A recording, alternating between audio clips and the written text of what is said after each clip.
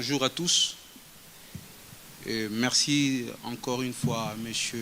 Bamanissa pour cette opportunité et particulièrement à Al, que j'ai toujours apprécié lorsqu'il modère le panel. Et il a bien commencé à planter d'abord le décor avec le secteur privé qui sont en fait en train de piloter le boom immobilier que connaît aujourd'hui la ville de Kinshasa, mais surtout particulièrement dans sa partie de la Gombe. Boom immobilier à Kinshasa, croissance urbaine ou bombe à retardement. Risque et solutions pour un développement durable.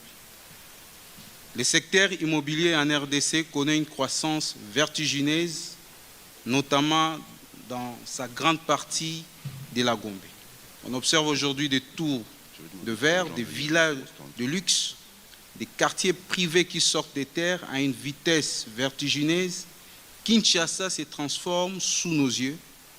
La vitrine brille, mais derrière les façades intesselantes, une réalité beaucoup plus brutale se dessine. Un développement désordonné, une inaccessibilité croissante au logement et une crise urbaine qui menace notre équilibre social.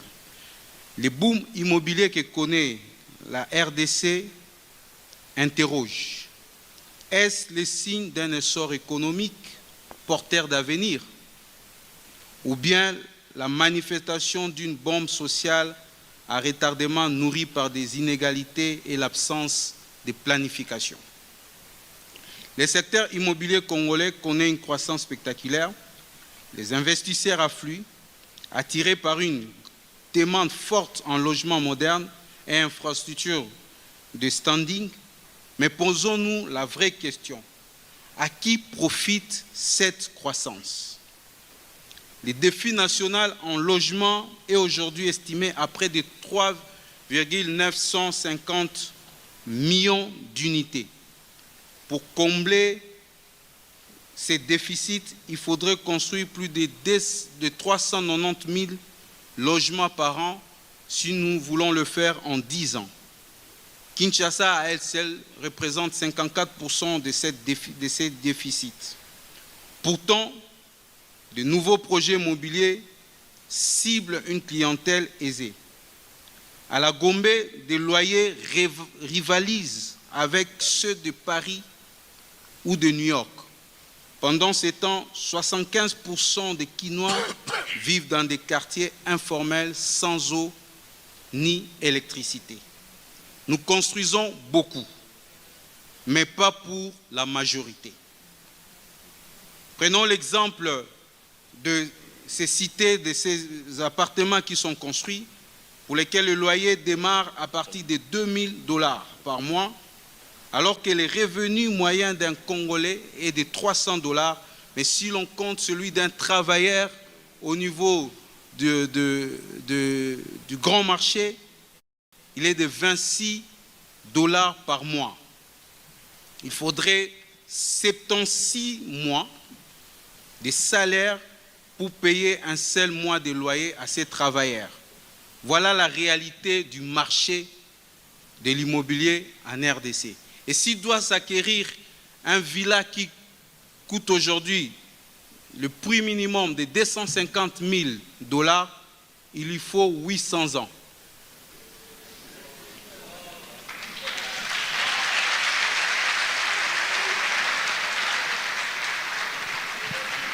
Avec plus de 100 millions d'habitants, la RDC est le 4e pays le plus peuplé d'Afrique. Sa population urbaine croît avec un rythme vertigineux, avec un taux de 42% et qui devrait atteindre 60% en 2050. Avec une superficie de 9 965 km, presque 100 fois la taille de Paris, Kinshasa regorge aujourd'hui plus de 20 millions d'habitants.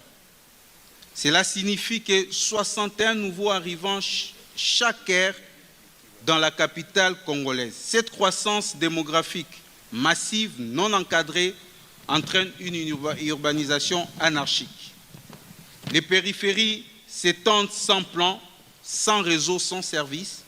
Les bidonvilles prolifèrent, abritant près de 3/4 de la population urbaine. La spéculation foncière s'envole, portée par une élite qui s'accapare des terres. Résultat, une ville qui s'étend, mais sans colonne vertébrale. Une mégapole sans plan qui grandit plus vite qu'elle ne s'est construite. L'urbanisation sauvage quand la ville s'asphyxie. Kinshasa s'étouffe. Plus de 47% des habitants dépendent des transports en commun sans réseau structuré ni plan de mobilité. Chaque jour, les embouteillages paralysent la ville. La population s'aggrave, la pollution s'aggrave et les pertes économiques se chiffrent en millions. Les infrastructures ne suivent pas. Routes impraticables, non adaptées au trafic, réseau d'eau et d'électricité saturés, absence de drainage efficace, avec des conséquences dramatiques. En 2025, une centaine de personnes ont perdu la vie dans les inondations de Kinshasa. Et pendant que certains quartiers privés profitent d'eau, d'électricité, des routes propres, les autres vivent dans la boue, le noir et les ordures. Nous ajoutons des toits plus vite que des rues, des immeubles plus vite que des réseaux. Un pays riche, mais une population pauvre. La RDC a de quoi à soutenir le développement de ces infrastructures. En 2024, le projet du budget de la RDC, qui s'élevait à 16 milliards, alloué à une population de 100 millions de personnes. À titre de comparaison, Tesla, une entreprise qui tire d'importants bénéfices des minerais extraits de la RDC, vaut plus de 60 fois l'ensemble du budget national de la République démocratique du Congo. Malgré ces 24 000 milliards de dollars que représentent ces réserves minières, près de 73% des Congolais vivent avec moins de 2,15 dollars américains par jour. C'est notre réalité. Et tandis qu'un enseignant gagne moins de 500 dollars américains par mois, certains politiciens touchent jusqu'à plus de 20 000 dollars américains par mois. Le pays détient ainsi l'un des taux d'inégalité le plus élevé d'Afrique, où 1% de plus riches concentre près de 20% des revenus nationaux. Dans ces contextes, comment parler de logements sociaux? 250 000 dollars. Comment parler de développement inclusif quand 88% des travailleurs sont informels et que seuls 12% ont accès à un compte bancaire? Le logement est devenu un investissement financier, mais pas un droit social tel que garanti par la Constitution de notre pays. Le foncier est le cœur du problème. En théorie, la terre appartient à l'État. En pratique, elle est contrôlée par un poignet de chefs coutumiers, des politiciens et des intermédiaires informels. Un système opaque propice au conflit et à la spéculation. On estime qu'à ces rythmes, il faudrait 350 ans pour formaliser tous les titres fonciers de Kinshasa, si l'on compte notre 2 345 000 km². Et ces désordres fonciers se traduit par des milliers de murs targués d'un même avertissement: cette parcelle n'est pas à vendre. Symbole d'un marché où tout s'achète, même ce qui ne devrait pas. Le benchmark international nous donne des leçons.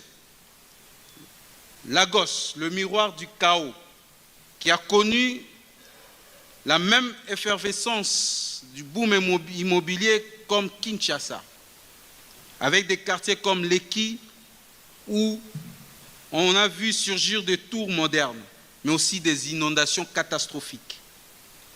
Leçon pour la RDC, pas de croissance sans planification.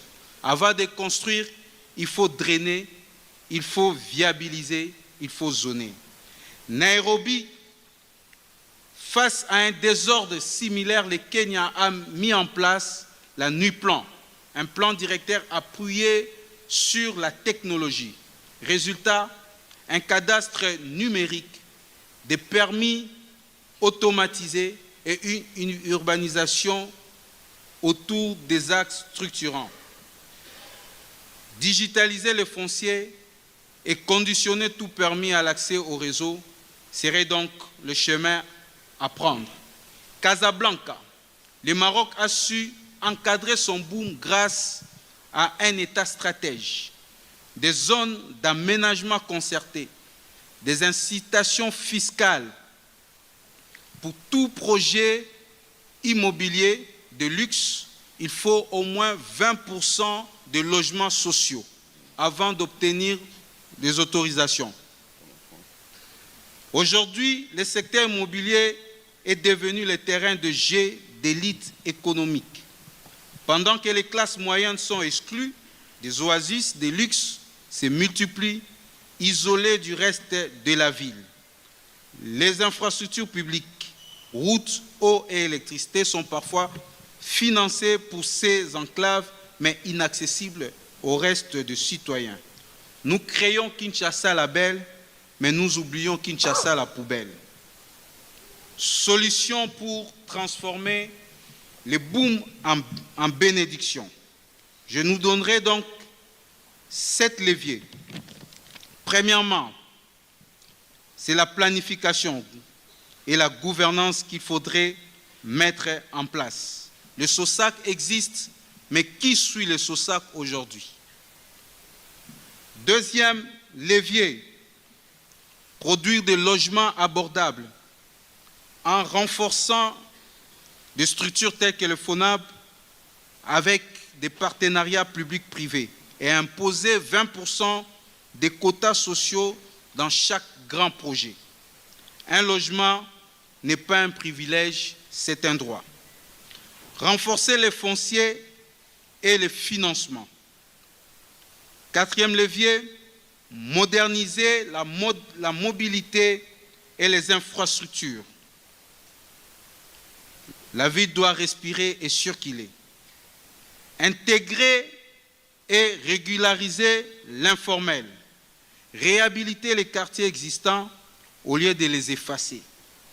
Apporter de l'eau, de l'électricité, la voirie dans ces quartiers. Valoriser l'expertise locale. Nous avons des architectes, des ingénieurs, des artisans, des urbanistes talentueux. Monsieur le stratège, il faut chuter. Trop souvent, je chute dans 2 minutes, mais trop souvent, les grands projets sont exécutés par les étrangers. Aucun développement durable sans intelligence locale.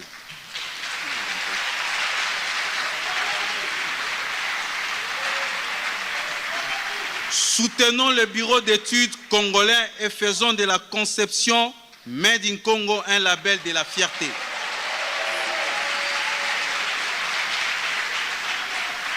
Former les bâtisseurs de demain en finançant nos écoles telles que l'IBTP et l'Institut national d'architecture, la faculté polytechnique et j'en passe. Utiliser les matériaux locaux et réduire les importations. Ce qui va nous amener à réduire le coût de construction. Aujourd'hui, 80% des matériaux de construction sont importés. Ciment, fer, carreaux, bois, tout vient d'ailleurs et les coûts explosent. Pourtant, nous avons ici dans notre pays du calcaire, de l'argile, du sable, du bois tropical et de la laiterie. Est-ce qu'on peut vous faire une proposition, monsieur le stratège? Pour finir,